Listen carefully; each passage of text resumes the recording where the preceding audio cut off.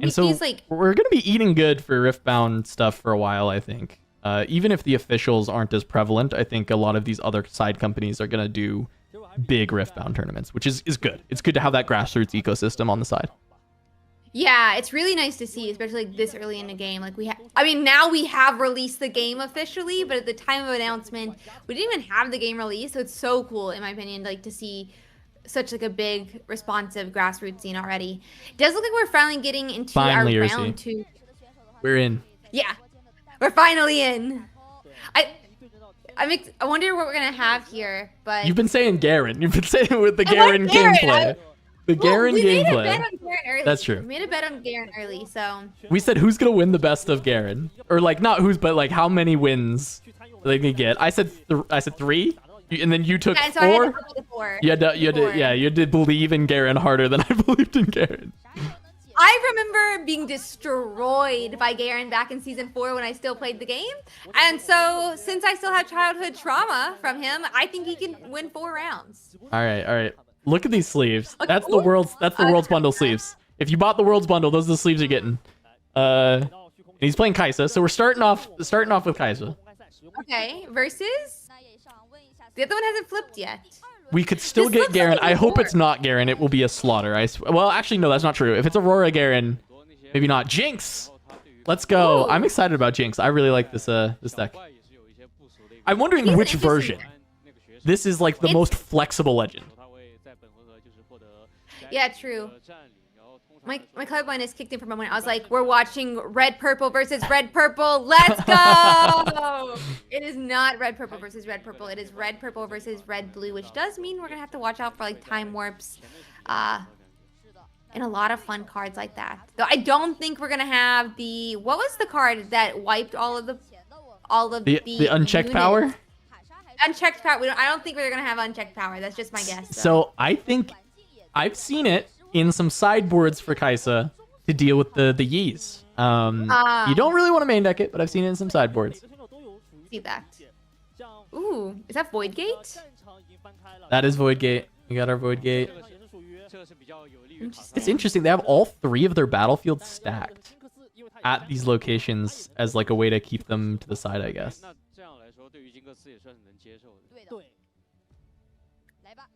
Versus oh god, I don't know which one that is. Arena's Greatest. Arena's Greatest. There we go. I am so bad with names. Yeah, so that'll be the point at the start of the game. Each player will just get a point on their very first turn. Void Gate is +1 damage to all spells that are happening at that location, right? Which I think both decks can probably capitalize off of. They both do have like some spell damage that they can like play.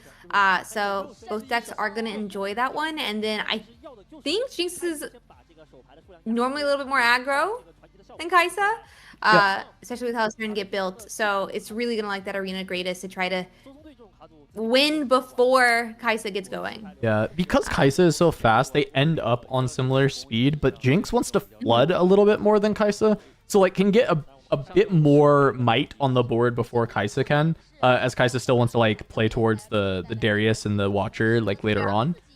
Even though like her point tempo is usually fast enough, she might still be a little bit slower. It's the thing with Jinx is there's so many ways to build. You were talking about like the spells being able to be good on Void Gate, and there's like you could be Immortal Phoenix Rocket recursion package Jinx and be playing for that win condition, or this could be just like full aggressive Flame Chompers discard aggro Jinx, just try and flood as much as possible.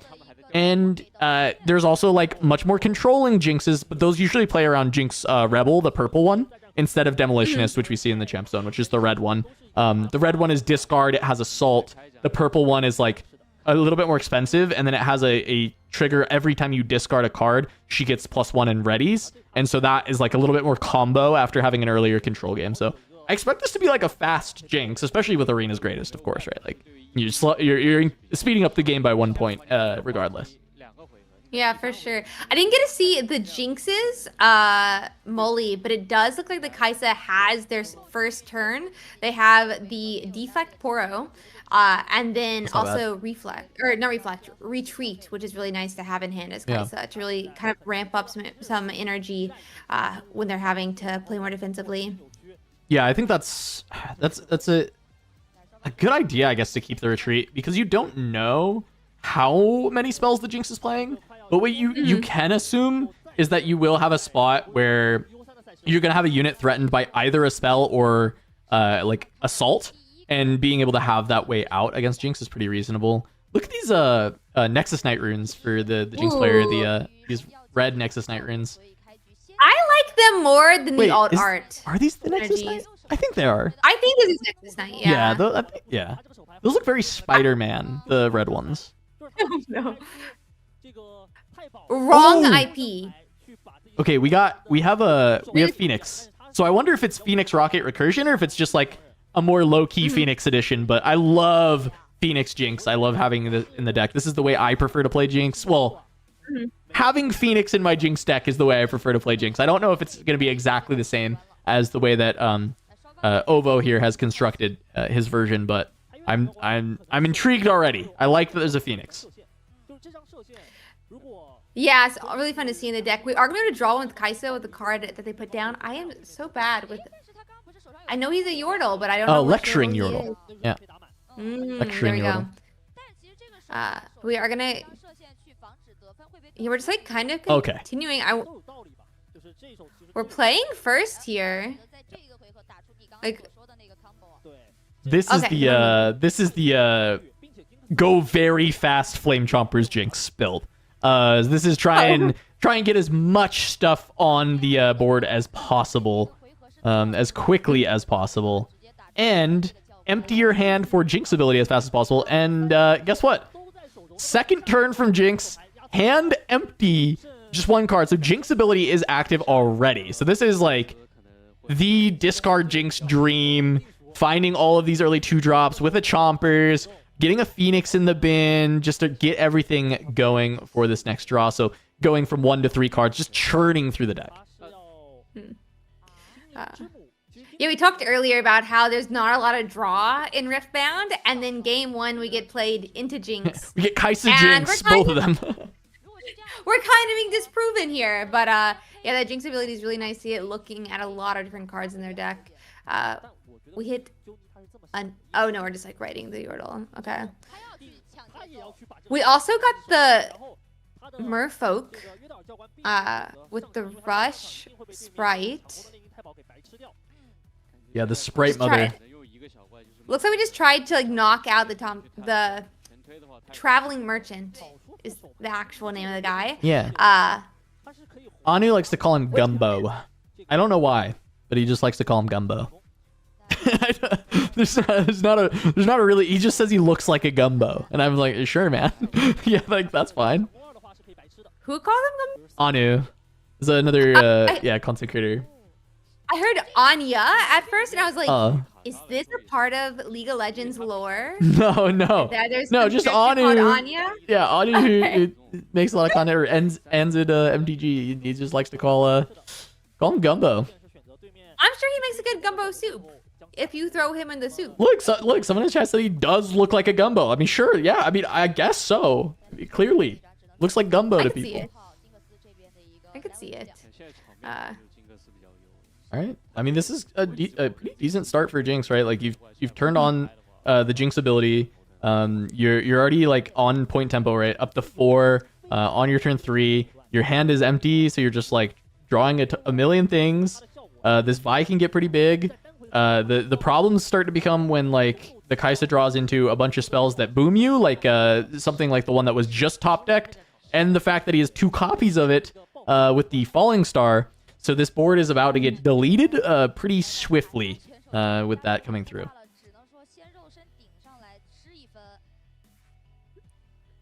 Yeah, we're just retaking the board here. Looks like even without using some of our different spells. We're just kind of keeping Yordle safe in the base, though. Is that Yordle? It looks green from this angle. Here comes Okay, the it first is. falling star, though. And that's going to be Vi and the... I keep thinking of the Runeterra name for the card. I need to find the Riftbound name for the card. What is that guy? Hemtech Enforcer in this game. Okay. So the Enforcer and the Vi get falling starred. Falling starred. Yeah, that's. I was like, does that sound right? That does sound right. I guess that works. Falling starred. Probably could be used as a verb. Yeah, Vi has a really interesting ability, for those who don't know, where you can recycle, which basically means you take your discard pile and put it at the bottom of your deck to increase her might for the turn. So it's nice to go and get her deleted before she can take advantage of that ability.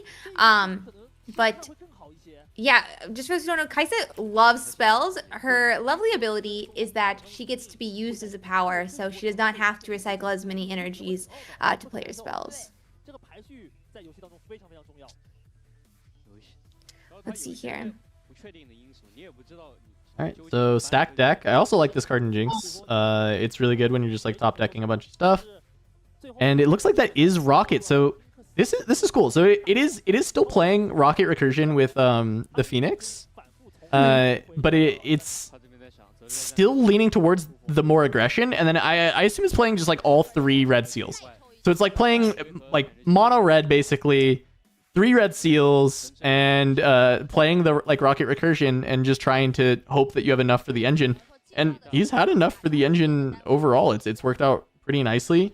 Gonna be able to get the Phoenix back after removing the Sprite Mother.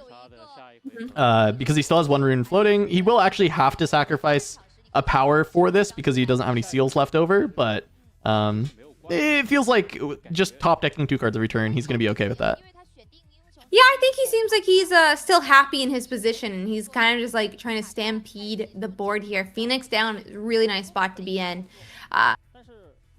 You played Legends of Runeterra. Would you say the game is similar? I've had the question be asked. I assume yes, but I don't actually know that. No, I think they're not very similar at all, actually. So the thing with the locations, the battlefields already just makes it so different, right? Because in Legends of Runeterra, this is more like your standard like TCG where you're just hitting your opponent and trying to like deal lethal damage. And in this game, that's just not the case. And because of that fundamental difference, I think they're just vastly different. The stack also works differently. The stack in Legends of Runeterra was a lot more similar to Magic the Gathering with the different speeds of spells, whereas like Riftbound has a much more unique way that it handles like spell speeds and actions passing back and forward. It's pretty different. The similarity is that the art was taken from Legends of Runeterra for set 1, which won't be the case in the future, and they do a good job of the flavor feeling like the League of Legends characters and stuff, right?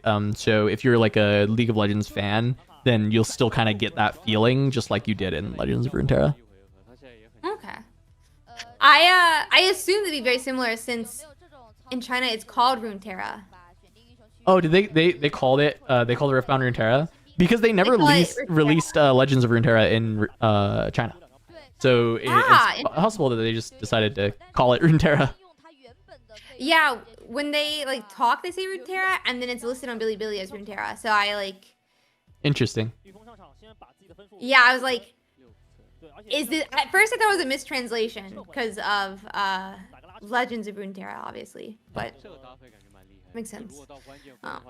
Hopefully, that helps people in chat who are asking. Cause I never played Legends of Runeterra, so I'm not the person to ask about it. But there is a cycling message that should point you to Cass's YouTube if you want any like more specifics from him. So yeah, we do have Time Warp in hand. Wait, does he have? No, he doesn't have runes. Okay, I was like, is this like if it's his turn, he just go conquer both and then warp and the game's over. But but he does not have enough runes to cast this warp yet, unless no, that is just 8 runes. I got scared for the Jinx for a moment. I was like, all right, GG. But yeah, I was like, oh wait. it looks like with Jinx getting to 6 points, having 4 might at the back, Jinx Demolition is still in the wings. it's possible, depending on the draw, that Jinx can win the game right now. The Darius was drawn off the top alongside, I believe is that a purple Teemo? Interesting inclusion. Trying to potentially allow opportunities to actually win off of hold. He's not going to be able to beat Void Seeker. So Jinx has the Void, or Kai'Sa has the Void Seeker in hand, and this Hopeful only has 4 might, right? So the Seeker's going to be able to take it out, and that means that the Jinx will only be able to score one of the battlefields, and then it would have to look to try and hold into our Kai'Sa player. Little do they know, Time Warp could also just end the game. I think Kai'Sa's going to have this sealed up. It looks tough. The top decks didn't quite get there for Jinx. Yeah, Jinx seemed so strong at the beginning. The ability automatically almost getting running, but Ovo does seem to be in a tight spot. He kind of has to win this turn, or I think Time Warp might seal the deal next turn. Yeah.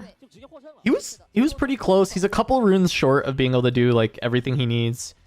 This turn, if he's able to play both the Darius and the Jinx Demolitionist, but that would be 9 runes, and there's just not really a good way for his deck to get to 9 runes, even with the seals. It's like very power hungry. And so generally that's not a turn that you're looking for anyway, is having to play both of those cards. So all he's going to be able to do is just like play the Teemo out and then run Darius in to not lose on this turn, just from the immediate pass back from the hold. But he will, we know this with this hand from Kai'Sa, he does just lose. Like you just hold one side and then you can cast the Time Warp and it's uninteractable. The game would just be over.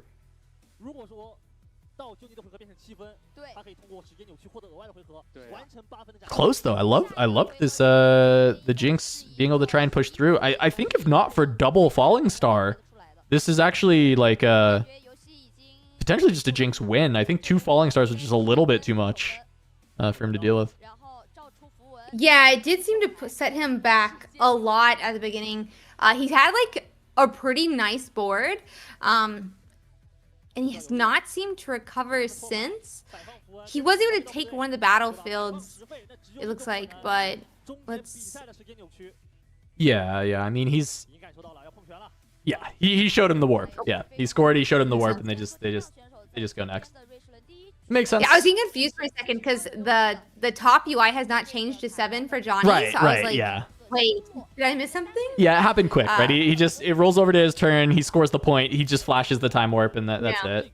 I mean, it really is the thing. It's the reason that a lot of people, it's the biggest complaint people end up having, I think, about the Kai'Sa deck is playing into Falling Star can feel really unfair. And realistically, it is like the big reason that the deck is broken, because often, like, when you draw Falling Star against so many decks in this game, the game is like over. And even if you miss Falling Star, you might still win. But if you draw it, it's like unlosable. And this was like a game that was a really good start from Jinx. Emptied the hand on his second turn, had both a Phoenix to get in the bin and a Flame Chompers to get on board. Was able to score on perfect point tempo all the way up to 6, and then still lost. This is like the kind of game that Jinx should win like every time, right? On the favored battlefield, favored start, got everything done, and like the way it lost was double Falling Star. And this is why when people are like, oh, Kai'Sa's OP, Kai'Sa's tier 0, I mean, this is like a really prime example of it, that maybe we're a little too used to watching, so it doesn't feel as crazy as it is. I mean, Kai'Sa is like super strong and able to really put down some of these decks. I will say, like, the more people playing Jinx as well, though, they're kind of ranking it closer to Garen in some of these like lists that are coming out. So Kai'Sa's OP, but maybe it's also like the Jinx power level. But at the same time, you have to wonder, like, if Annie or Victor had that same type of pop off that Jinx had, would it even have been able to come back? Or maintain, I guess, its lead in this case is what happened. But yeah. Yeah, no, I mean, I do think that like a lot of these other decks are getting, I don't want to say like underrated, because I think they're properly rated considering the meta, but I think like they have Kai'Sa problems. Their power levels are actually pretty high, and they're actually good, like good decks in like most of their other matchups, so they have like these very like decent matchup spreads kind of against a lot of other lists. But then a lot of these decks that like end up being D tier, like getting close to guarantee or whatever, it's like because they have such a big Kai'Sa problem that you can't build the deck to deal with Kai'Sa without sacrificing every other matchup, and even then you might not even be that good into Kai'Sa, is like why they're bad. Because I do think that what this Jinx deck was doing in that game is fundamentally strong.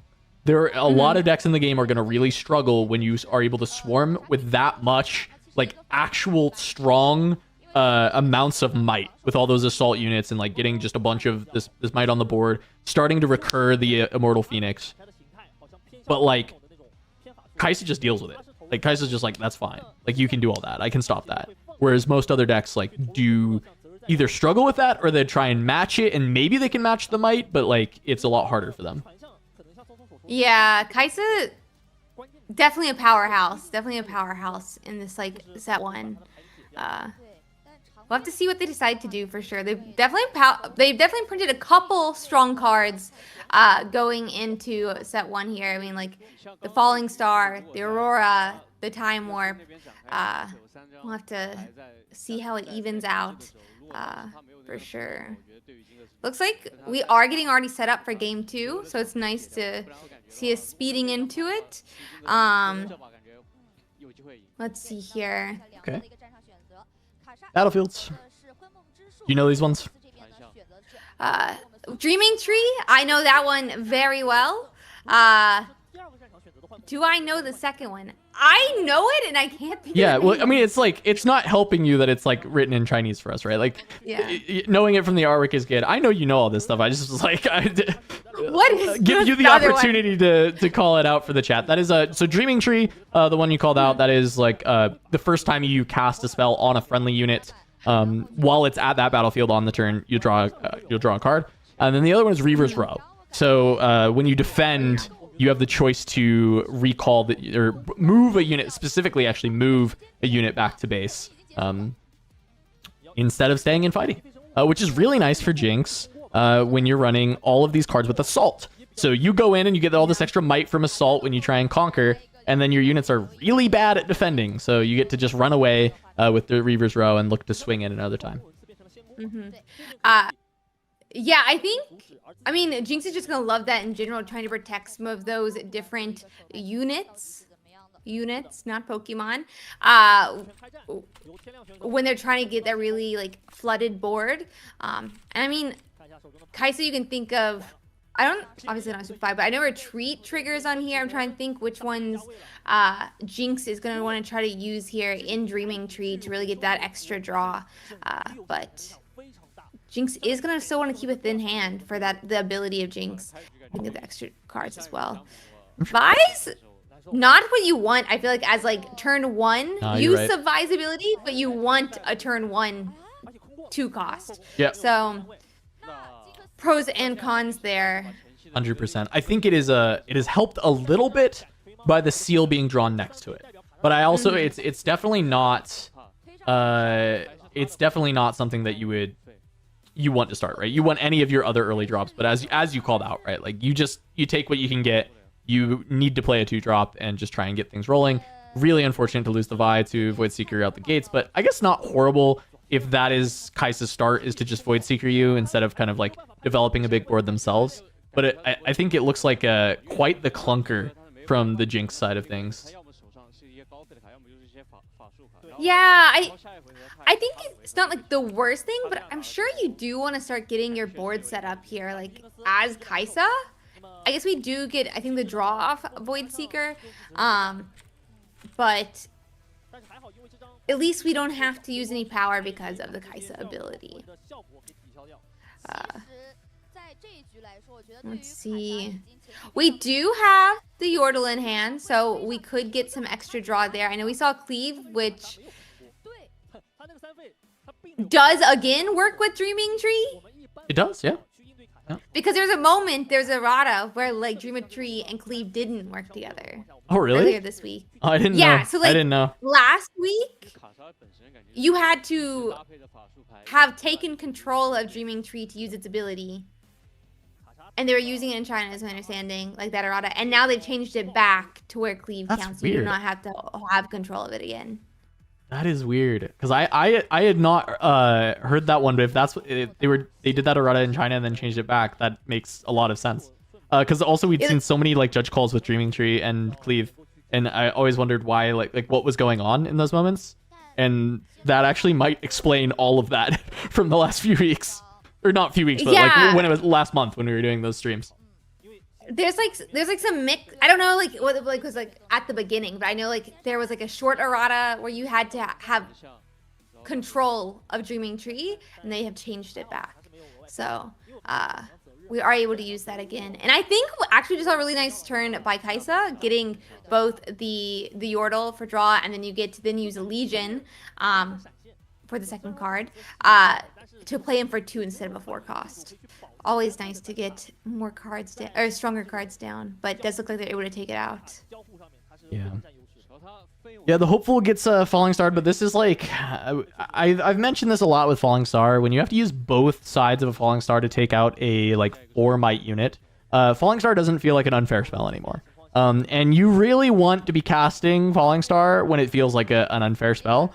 And the fact is like from the Jinx side, that's the only play you have on that turn anyways. You need to reduce your hand size to 1 so that you can start to get the extra draws. Because like generally, yes, it's like good to keep the card quality. So the argument for like trading the Falling Star for a different card is not good, but trading the Falling Star for a unit and 2 cards is worthwhile, right? Or like or an extra card, I guess at that point is it does make it worthwhile, but it doesn't feel great when that has to be your turn. And even this hand is like, the Jinx player really wishes that he saw some of these cards like a turn earlier and some of these other spells drawn afterwards. It's just been kind of the wrong order for this early game, and it's going to be a bit tough to contend with the full grip from Kaisa without a big point advantage early. Yeah, I definitely think they wanted a good advantage here. I thought it was really interesting, though, on Johnny's side. They decided to play Darius, even though they didn't have a second card.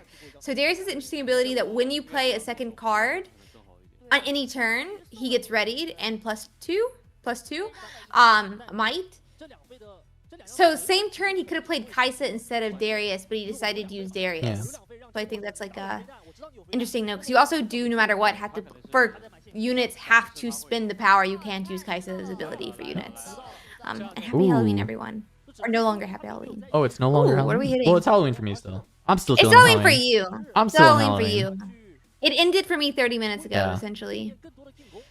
Okay, so this is pretty unfortunate for the Jinx player. It's good to have found the rocket, because you can start recurring it, which is really strong. Recurring is just like getting it back from your graveyard, right? Like continually getting it back. And so starting that chain going with the Immortal Phoenix in grave as well is really nice. But unfortunately, there was a retreat to deny that trigger on this this first one. But maybe it will buy enough time. I mean, retreat does give an extra rune to Kaisa to like be able to get things out quicker, but that was a full turn of like kind of tempo loss of playing out a Darius, having it pulled back. Yes, you retreat refunds the power cost of the Darius, essentially is what it does with that, but it is tough. So we'll see if that's like enough pressure to start getting the Jinx back into the game, especially because when you draw 2 cards every turn, but then potentially can conquer to trade one for a rocket, use a rocket to remove something, and then get a Phoenix, you start to create this value game that's hard for other decks to keep up with. Yeah, for sure. Yeah,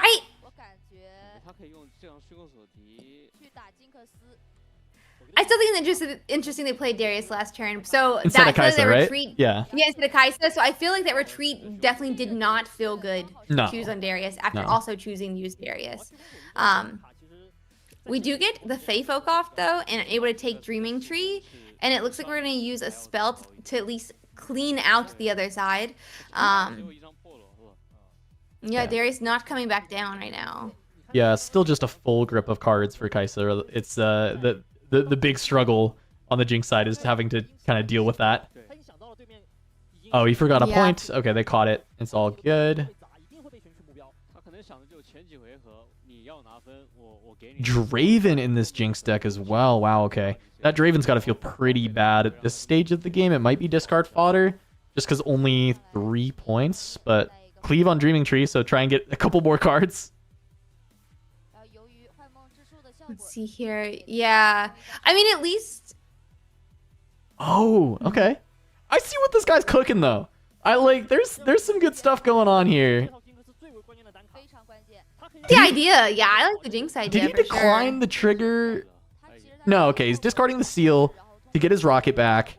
He has a... So he has Sundisk in his hand. Have you seen, like, Jinx decks with Sundisk in the past? It's the don't Legion. think I've seen that one, no. Legion. You can tap the Sundisk to give the next unit you play can come in ready. So the cool thing with this is you do this, right? You play the Sundisk, you tap it. Now you rocket something. Rocket kills it.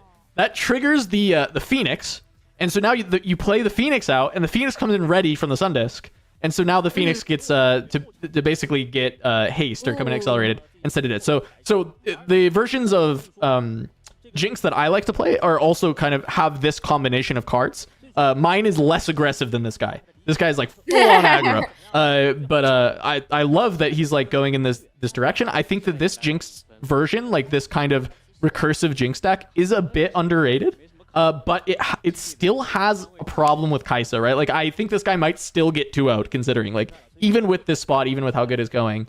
It's really tough to deal with Kai'Sa. So the deck is, not amazing, but I do think it's like a bit underrated, a bit underexplored, and it's stronger than people think it is. It's definitely like a more powerful deck than people expect.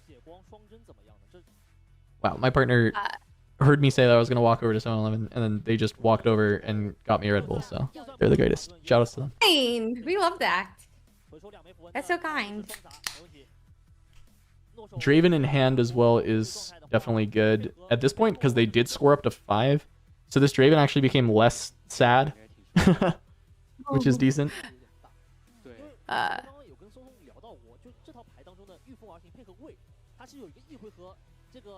Yeah, so we actually are using the Darius's ability this turn, it looks like, with the +2 and the Poro. I love that little Poro, the deflect in the Poro. I think it's the deflect Poro. Is really nice. Because I guess it's not like, it doesn't matter too much. But I'm sure Jinx doesn't like it, regardless, since Jinx actually has to pay it, unlike Kai'Sa. Yeah, exactly. It is the really funny thing of like, we just talked about how cool this like Jinx setup was and what they did and all the things that happened on that turn. And then it was like, okay, Kai'Sa plays Falling Star and removes everything that you just did. Yeah, exactly. Like, the board's just clean again. Yeah, it's all gone. Jinx could play Star too. Yeah, Jinx can play Falling Star as well, but you have to pay full price for it. And that card, I think, is nearly balanced when you pay full price for it, actually. It might just straight up be balanced when you have to pay full price for it. It's terrible when you have to pay full price for it, in all reality, especially if you're like early game. Early game, it's like you can't really even play it, that early, but... Okay, okay, nice. So the Phoenix is going to get played off that, but not ready, and then going to play the Darius ready. Or not the Darius, sorry, the Draven. The Draven ready. Yeah, okay. Let's see. Yep, there's that Draven coming down to ready here. Who does he deal with, though? My guy is cooking. He is cooking. And it's not only because he's got a Firebird to heat up the field. Yeah. Nice. I'm sorry for the puns. No, I love it. It's perfect. Yo, Sean, I also tested Draven in these kind of Jinxes, and I didn't like it that much either. So I am, but he clearly like has tested and played with this deck a decent amount, and seems like, I mean, it's included, and a big unit is important for the Kai'Sa matchup, so it is maybe really solid. And I think it's possible that this Draven ends up winning him the game. It depends on what's in the Kai'Sa hand, but a Draven at 9 is actually pretty tough if you don't have something like Fox, like the Thousand-Tailed Watcher, to deal with the Draven. It's hard for Kai'Sa to deal with like 9 might units sometimes. You just occasionally don't have the hand texture that like does anything to it.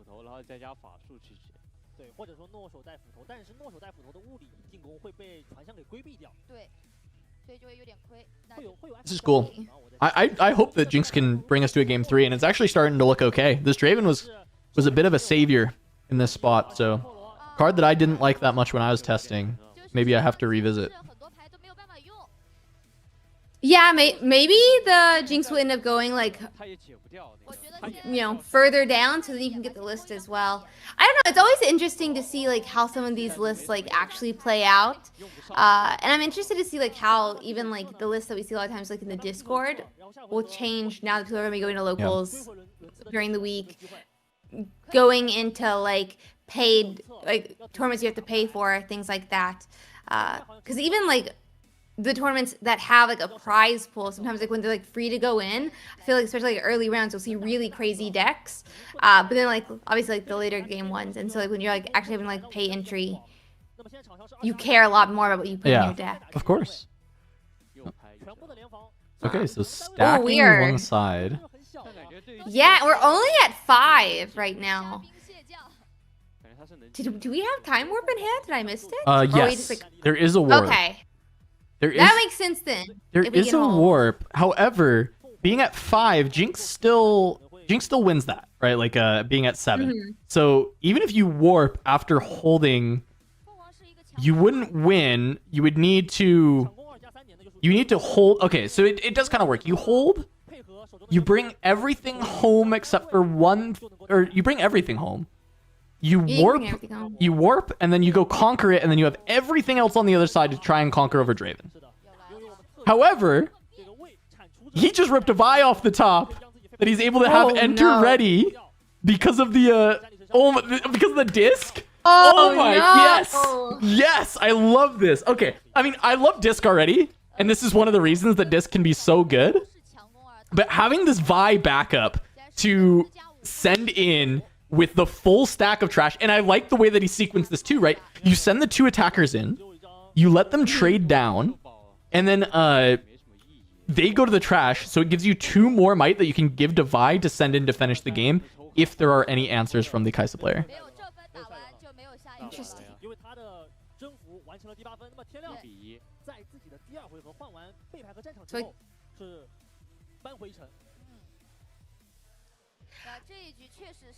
Disc. I even like the Draven. I'm just gonna say it. Yep. And we're going to game 3. Yeah, Sundisc is good. I usually like running like a smaller amount of copies of it, but I'm wondering if he's on the full 3 to make sure he hits it, because it seems really nice for Jinx to be playing Sundisc. So like usually you don't want to get flooded on that type of card, right? You don't want to draw 3 copies of it. You don't want to, like, sometimes you don't even want to draw 2. But even 2 Sundiscs looked good enough there that like maybe I'd be down to run 3. Like I might be open to running 3 because it looks so good, even as 2, right? So that looked so nice. That looked really, really nice. I'm for it.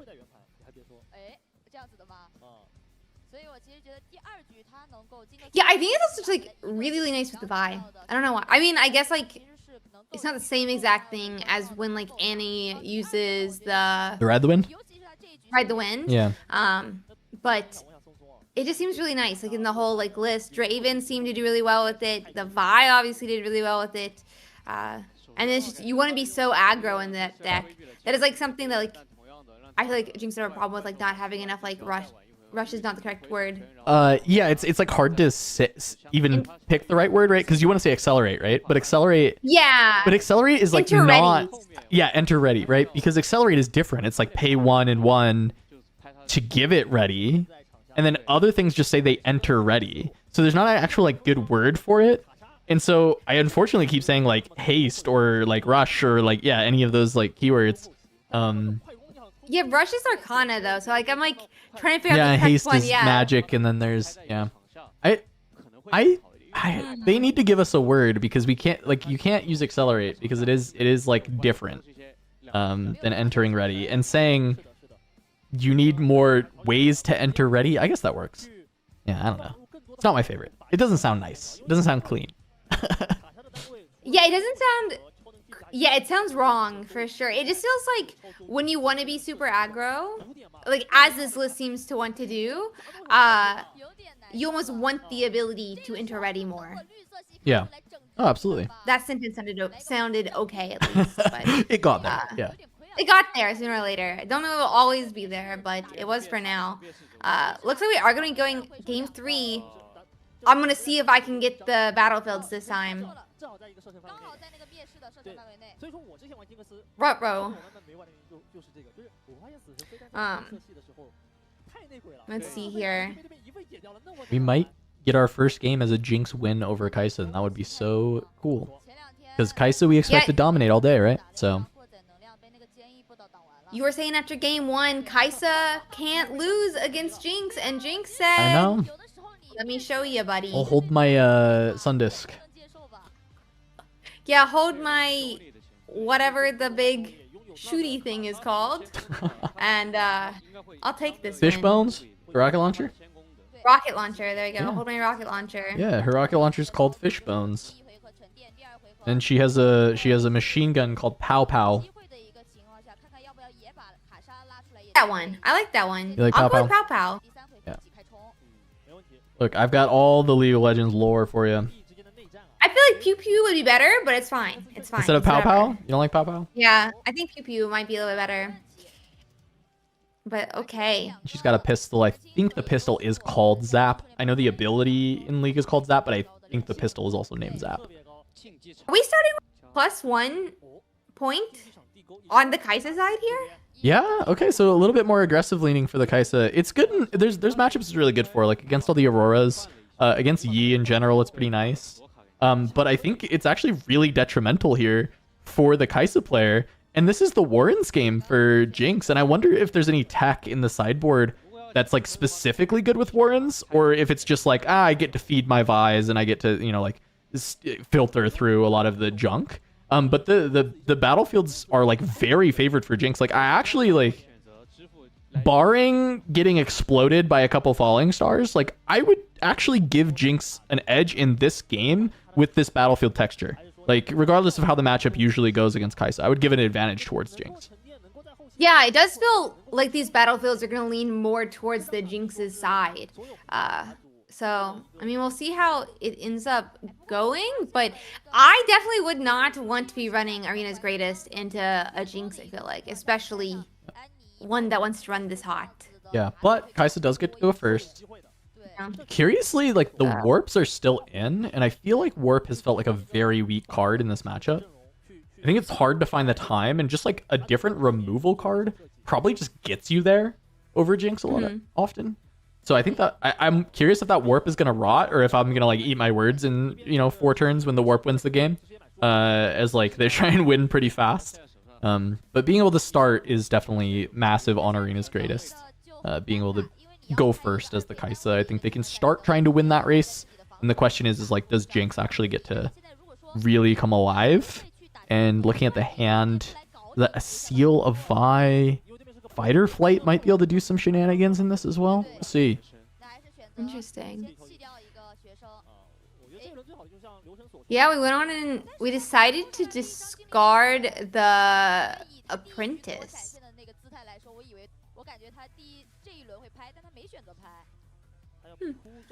But we both got the Poro though. We both love the Poro. I don't know if we mentioned this earlier, but I meant to say it about the seals here. Riftbound is really interesting in the fact that you can like float the energies. So like when you recycle them, you can use them before you recycle them. So the energy is like, we call it floating. So even though you're like seeing like them put the seal down, they have to recycle, that energy still kind of counts towards the turn. So It's that is really good it works that way. yeah, it's really nice that it works that way. Yep. Pokemon has nothing similar to that, so I just wanted to make sure that like people are understanding like that mechanic there. No, it's great to mention. All right, we got our MVP card from last time. Okay. Sundisk. And there's an example of Sundisk. exactly what you were saying, right? There's the... Go ahead. There, and yeah, click there they in. go. And we get to have the floated energy be used, and the still gets used for the sun disc. But All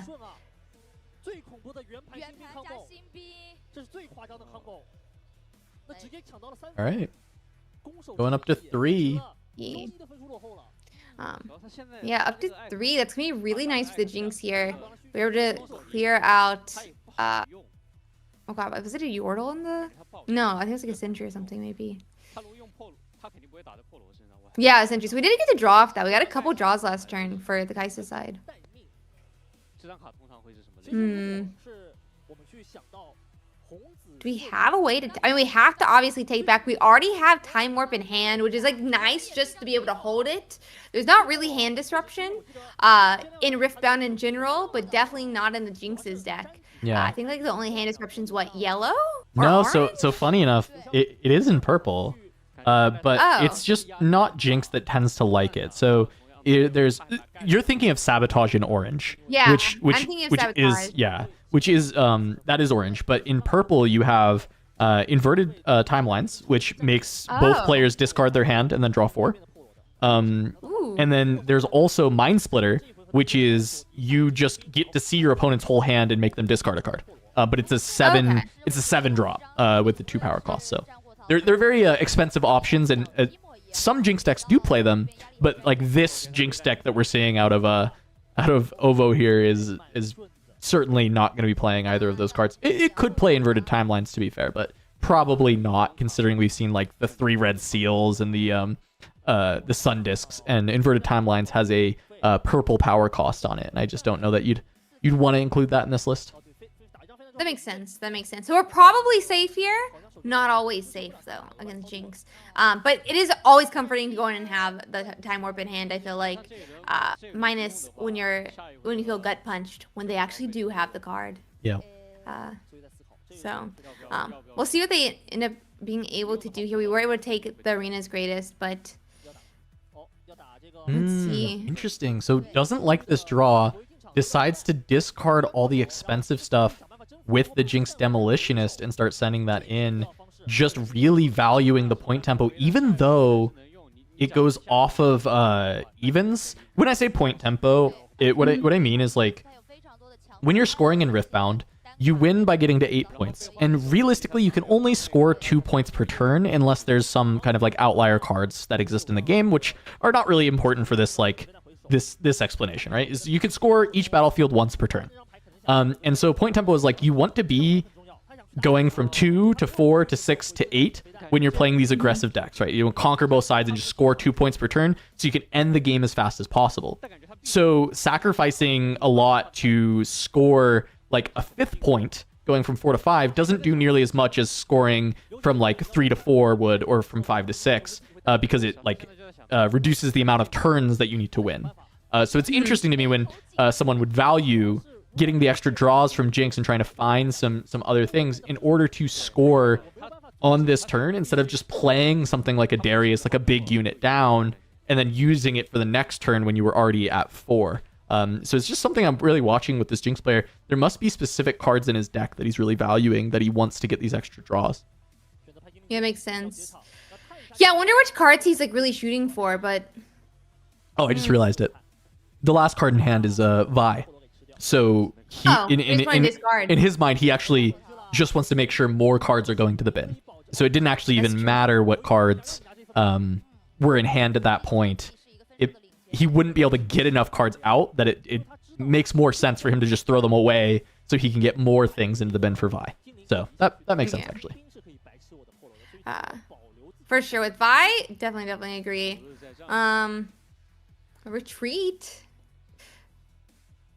I don't really know what. I feel like we never see the. We actually have we seen the Kaisa played out of the Champions? We haven't. Not this series. Yeah, that's what I was thinking. I think the one spot you identified where you were like, I think Kaisa would have been better here, I think was like the only time we've seen a spot where like Kaisa could have been played in this series. It feels like a lot of these turns she just wasn't very good in these turns. Or there just like wasn't like a space for her to come in. Yeah. I don't know. I was just actually, my mention was I actually forget about my chosen champion Yeah. a lot, which is really bad because that spot is so powerful. But Okay, so he's got double Vi now. None of these cards that he drew were very inspiring. So we're going to see what he does. He's going to play one Vi. I wonder if he just plays both out.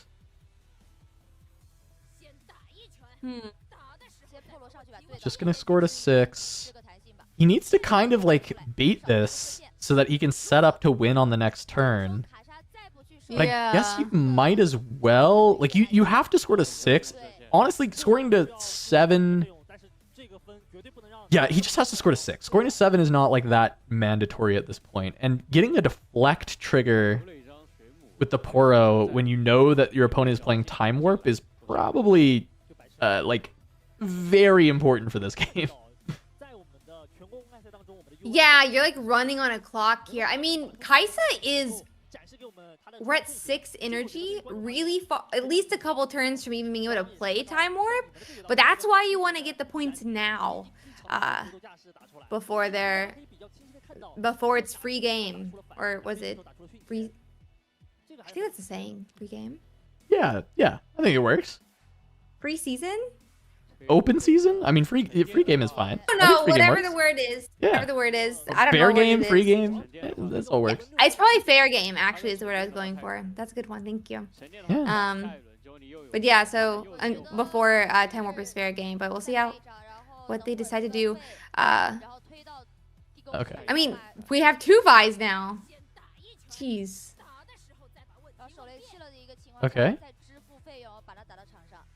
Yeah, okay. They thought he was trying to get the Vi ready, but he actually just wants to play both the Vi's.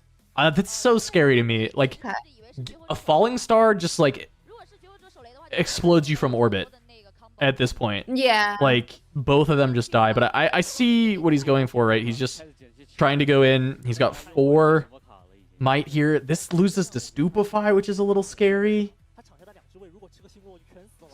The hard thing is that this 2-drop that he just played with the Chemtech Enforcer has a mandatory discard trigger. So he can't like play 1 Vi and then hold the Vi back if he wants to play this card, because he'd have to throw away the other Vi. So it's like this really tough spot where if he wants to play this, he has to just play everything out and just put all cards on the table, like kill me with your falling star, kill me with whatever you got. But if you have nothing, then I could split up the cards in my trash to make these Vi's strong enough to double conquer and win the series. And what we're looking at is the double Time Warp in hand, I believe, for Kaisa. No ability to play it, and so it's just like Darius or bust. And I think it might just be like finally Kaisa being deployed. Actually, not even Darius. I thought it was gonna be Darius. Accelerate. Oh, he's trying to draw falling. He's trying to draw falling star. He He wants to draw falling. yeah. Oh no, he hit it. He does. Oh, And we have the he's mana to so play it good. still. He's so good. Oh my god. Oh. Oh, that's so brutal.